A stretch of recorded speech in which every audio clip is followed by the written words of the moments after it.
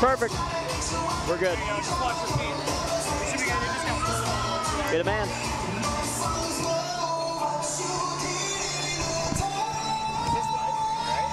No. What? No.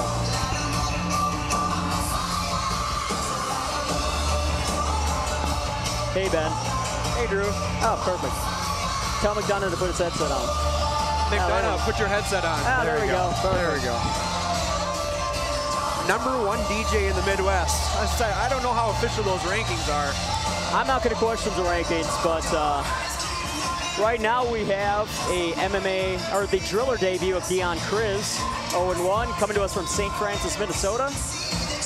5'8", 170, which is actually the weight that our guest commentator, Adam McDonough, fights at.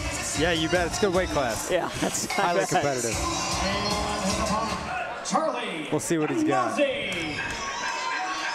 So now we got Charlie Anozie coming to the cage. He was sort of one of the breakout prospects for Driller Promotions last year. Lone loss is to Alex Wigg. Yep, he'll be fighting for our lightweight title tonight, amateur lightweight title.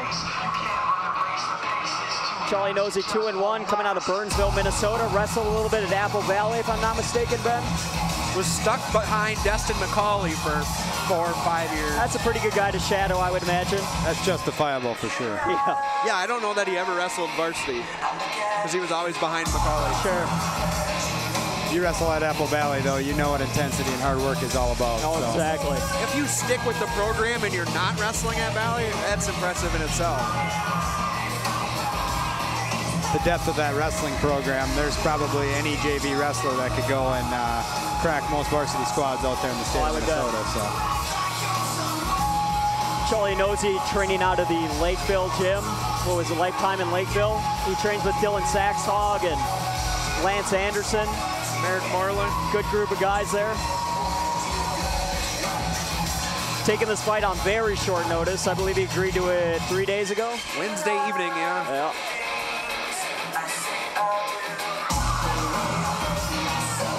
Oh, Dana Gostomczyk in the house tonight. Nice.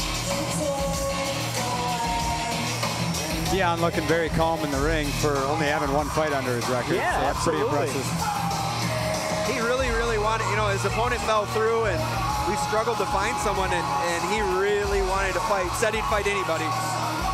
Yeah, I'm looking forward to this one. He's, like I said, I'm watching him here, and as Charles gets into the ring, Dion's very calm, cool, composed. You know, looks like he's been in there and done that. So absolutely. I tell you what, though, Charles is a very smooth customer himself. Up to Mike Majuk. Right, Minnesota, our first battle of the evening will be in the welterweight division. Introducing first, in the red corner, standing 5 feet 8 inches tall, weighing in at 170 pounds, representing the academy and fighting out of St. Francis, Minnesota. Holding a record of no wins and 1 loss, Dion Kriz. And his opponent in the blue corner, sitting 5 feet 10 inches tall, weighing in at 171.8 pounds, representing Lakeville Lifetime Fitness and fighting out of Lakeville, Minnesota. Holding a record of 2 wins and 1 loss, Charlie Anozie. All right, folks, getting ready for our first preliminary bout of the evening, first of 11. I'm Andrew Studer alongside Ben Fearson and Adam McDonough here at the Muse Event Center in downtown Minneapolis, Mecca 4, presented by Driller Promotions. Here we go.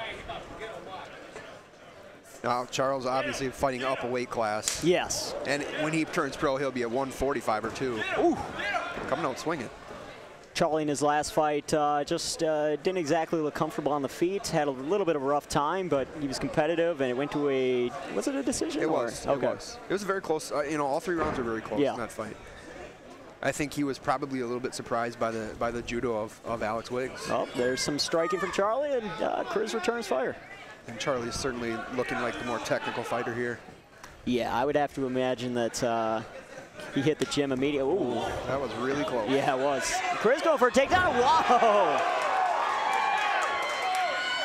Big time takedown there for Mr. Kriz. Now, certainly when you throw a kick like that, you open yourself up to exactly what happened. Yes. Mick Dunn would never throw a kick like that. I was just going to say, I've been taken down by quite a few of those types of kicks. So It's Kriz hanging out in half guard here. See if Kriz can advance to mount. Charlie very well versed on the ground. That's definitely his game. wow, Charlie looking for a 7 guard here. This is pretty high level jiu-jitsu for a 2-1 amateur. Yeah. He is Very he's really impressive smooth. sweep. He's Very really impressive smooth. sweep. He's a young kid who soaks up everything in the gym too. His coaches rave about him. Yeah, he was definitely on the fast track for a while. Got set back a little bit from that loss, but if the fighting game, you could buy stocks in a guy, I would absolutely be buying in on Charlie Anozie. That's a very good prospect. That was a high-level display of jiu-jitsu right there. Yeah. And as he takes his back and starts going to work here, I would say this fight's Beginning of the end. beginning of the end for sure. The round should be coming to a close here. He's got to get it done here quick, though. Yeah, we forget that 3-minute rounds in the amateurs, of course. I feel like the guys sometimes forget that as well. Yeah, some high-level jiu-jitsu there, like your buddy Tony Martin in his UFC debut, who received praise from Mr. Joe Rogan. Oh, that's not what you want to do here. He's got the arm under. Oh, he lost. Kriz has done a good job of avoiding too much punishment down here. He's covered up well. Somebody's bleeding now, though. I don't know where that blood's from. Oh, better defend himself here. This is over. I think he's asleep. Oh, wow. Oh, wow. I had no idea. I think something is wrong with him. Oh, he's coming too. Even still, very good showing from Kriz tonight. That's weird. I don't know what punch did that. Yeah. I'm curious how long he was actually out for before that, even happened. Good stoppage. At least a couple of punches, but Yeah, wow. Very good stoppage by Jeremy Ryder, absolutely. KO on the ground. I tell you what, very impressed with Charles coming in here, against a very game opponent with Kriz, and coming out and showcasing some stand-up, getting aggressive. Was pretty much the aggressor the entire time on the feet.